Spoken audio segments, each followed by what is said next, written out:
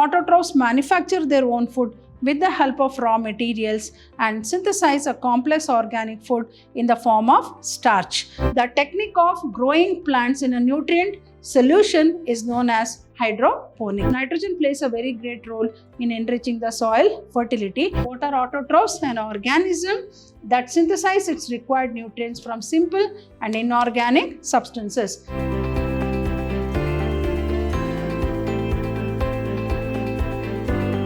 Hello everyone, welcome back to another very new chapter called Mineral Nutrition.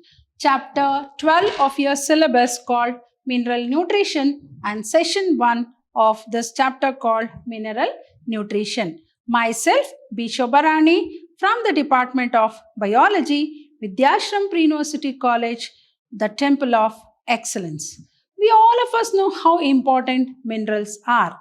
As we know, plants are autotrophs. They manufacture or they synthesize their own food. Minerals are required for the growth and for the development and also for the reproduction. So, mineral nutrients may it be calcium, magnesium, sulfur, manganese, zinc, molybdenum. All these are the different types of mineral nutrients which are very much essential for the growth and development of both the plants and animals. So in this particular chapter called Mineral Nutrition, we are going to study about the different types of minerals where we classify them into micronutrients and macronutrients. So let us start this very interesting chapter called Mineral Nutrition. Hope you can see the beautiful picture. So this picture of a plant shows they are autotrophs, and whereas the picture of a tiger shows they are heterotrophs. So what is the difference between autotrophs and heterotrophs? Autotrophs, that is an organism that synthesizes its required nutrients from simple and inorganic substances. As we know, autotrophs manufacture their own food with the help of raw materials and synthesize a complex organic food in the form of starch. I think all of us know plants through a very important process called photosynthesis.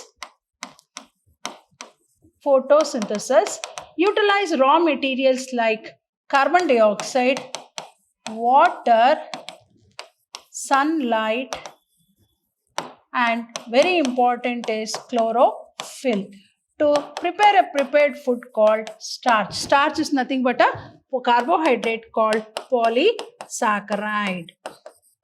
So the prepared food of plants is called what? It is called as starch. So for all this, the very important is the nutrients for the growth and development. For various physiological processes also, the mineral nutrients are very important. So what are heterotrophs? An organism that cannot synthesize its own food. So it cannot manufacture, like for example, human beings, animals, they cannot synthesize their own food but depend upon the autotrophs for their food, or even depend upon the animals for their food. Such group of organisms are called as what? Heterotrophs.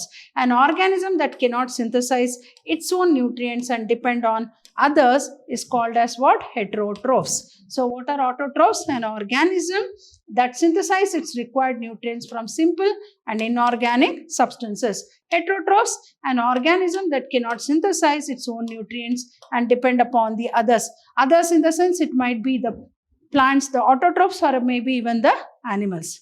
Now let us understand what is the essential mineral elements. So here you can see the beautiful picture of different types of elements, like we have sodium, copper, selenium, iron, then calcium, then ferron, magnesium, zinc, chromium. All these are the different types of minerals. These are the different types of minerals. So what are the essential mineral elements? So more than 60 elements are found in different plants. So more than 60 elements are found in different plants which have various physiological processes to carry on. So some plants accumulate selenium and some other even gold. The technique of, so there is one very important process called hydroponics. So this is also asked in the examination. What is hydroponics? So growing plants in a nutrient medium, nutrient solution. Instead of growing it in soil, if we grow the plants in nutrient solution, then it is called as hydroponics. So for example, if you see the diagram,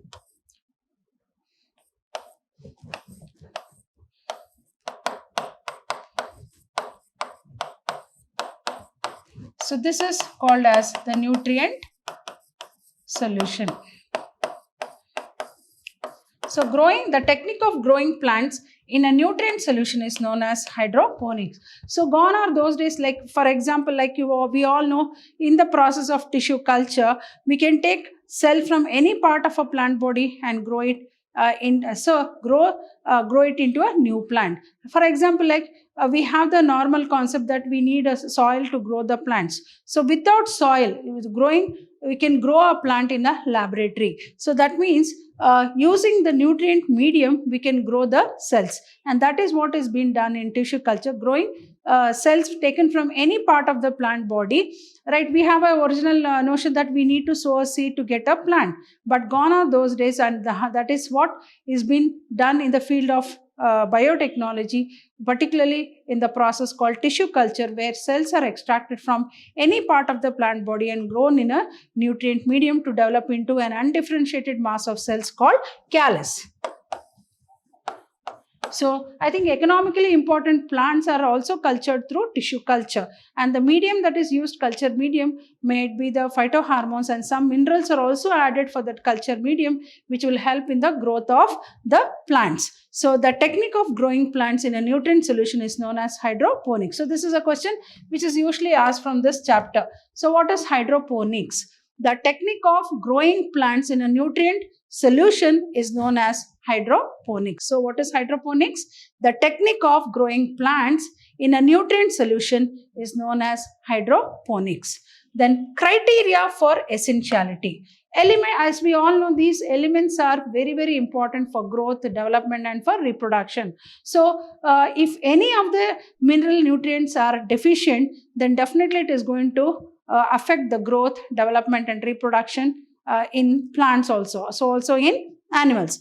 So what is criteria for essentiality then?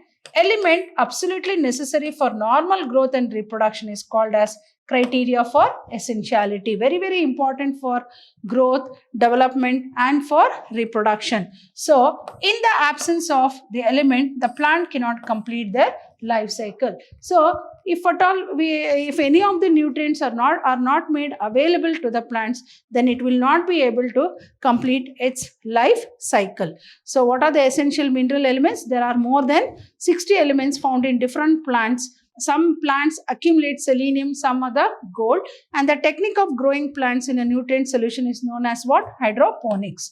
What is the criteria for essentiality? Element absolutely necessary for normal growth and reproduction. So in the absence of element, the plant cannot complete their life cycle. Criteria for essentiality, as I already said, element absolutely necessary for normal growth and reproduction. In the absence of element, the plant cannot complete their life. So role of the elements cannot be replaced by any other. For example, as we know, there are different types of elements here. Each element has its own role to play. Each element has its role to play. For example, zinc, iron, then calcium, sodium, all these are the different types of elements which have their own role to play, and it cannot be replaced by some other element in its absence. That is what it means. Role of element cannot be replaced by any other element. So whichever element is concerned in that particular function only need to be provided. If not, that particular function will be disturbed. So the element must be directly involved in the metabolism of plant.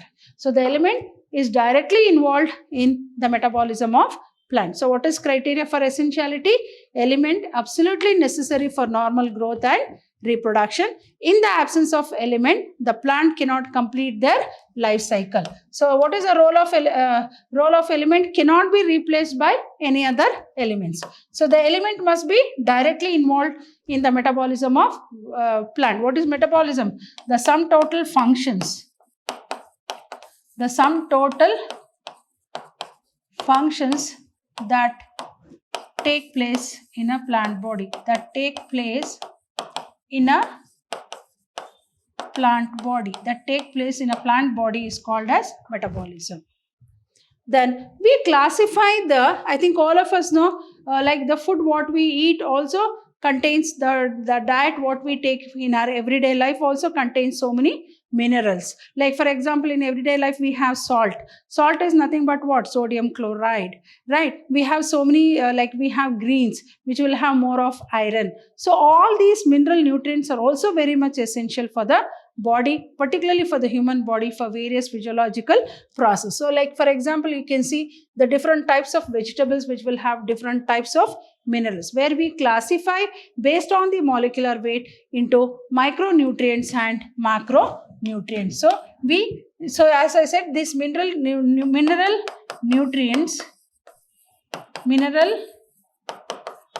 nutrients can be classified into what? Two types, that is called micronutrients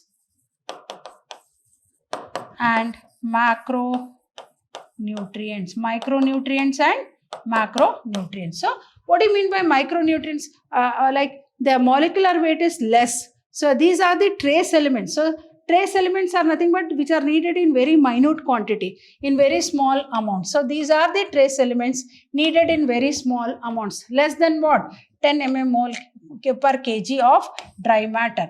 Then what are macronutrients? The very word itself will tell you. Macro means what? Having more molecular weight. So these are generally present in the plant tissues in large amount and in excess of 10 mmol per kg of dry matter. So what is the difference between micronutrients? So as I said, the mineral nutrients have been broadly classified into two types. What are they?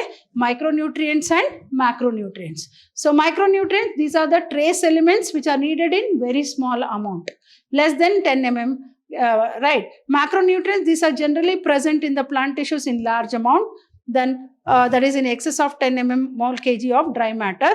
Then four groups of essential elements as components of biomolecules and forms essential elements of cells are carbon, hydrogen and oxygen. I think carbohydrates are what? Organic compounds made up of carbon, hydrogen and oxygen. What are proteins? Are organic compounds made up of carbon, hydrogen, oxygen and nitrogen, and sometimes sulfur. So nucleic acid, as we know, sugar, then nitrogenous bases, then it is made up of phosphoric acid, so like that. So four groups of essential elements which are very much forms the components of biomolecules are carbon, hydrogen and oxygen and nitrogen.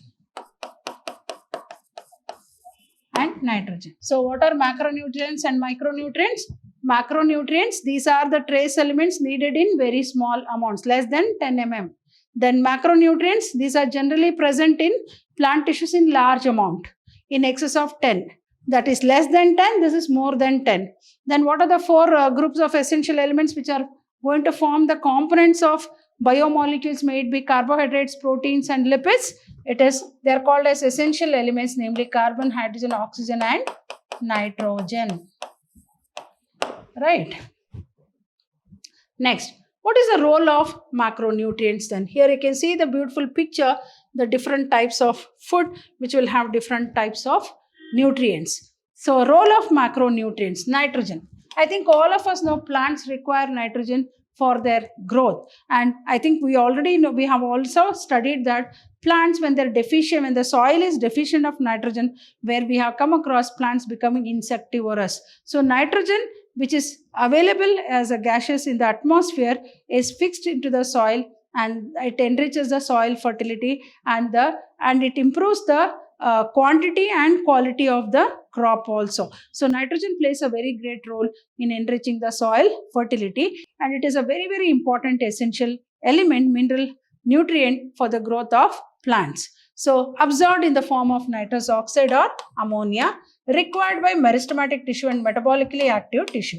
So very much nitrogen is very much required by meristematic tissue. What are meristematic tissue? They are nothing but the cells, meristems, which are found in the growing tips of, they are found in the growing regions of the root and the stem. As you know, the very important growing regions of the plant body are the root tip and the shoot tip. So the meristematic cells, as they are characterized by active rate of cell division, so they have the capacity to divide and redivide and help in growth. So nitrogen is very much required for the meristematic tissue, which in turn helps in the multiplication or division of cells and metabolically active tissue. So constituent of proteins, nucleic acids, vitamins and hormones. So nitrogen will form the constituent of proteins. As I said, protein is nothing but made up of amino acid, that is nitrogenous bases, then nucleic acids, then that is DNA and RNA, then vitamins and hormones. Then moving on to phosphorus. So what is the role played by phosphorus? As we know, nucleic acid. When do we call DNA? We call DNA and RNA as a nucleic acid because it is found in the nucleus of a cell and shows acidic property, and that acidic property is due to the presence of phosphorus, phosphoric acid, H3PO4. H3PO4 has HP4, right? So then constituents of cell membrane. So most of the cell membranes are made up of what? Phosphorus. And we all know how important the cell membrane is. For example, the cell membrane of the cell wall of plant cell is made up of cellulose, which is a carbohydrate. So in a similar way, the phosphorus forms the constituents of the cell membrane, certain proteins, all nucleic acid. So as I said, you can use the word called nucleic acid only when phosphoric acid is found in nucleic acid, namely DNA and RNA, are required in phosphorylation reaction also. So role of macronutrients: nitrogen absorbed in the form of an NO2 or NH4, required by meristematic tissue and metabolically active tissue, as meristematic cells are the meristems or the growing cells which are found in the root tip and the shoot tip, which have the capacity to divide and redivide at a faster rate and multiply at a faster rate. Then constituent, so nitrogen forms the constituent of proteins, nucleic acid, vitamins and hormones. Phosphorus, as you know, it is absorbed in the form of phosphoric acid, and it is sometimes forms the constituents of the cell membrane, then certain proteins, all nucleic acids, and also very much required in photophosphorylation reaction in plants, that is during the process of photosynthesis.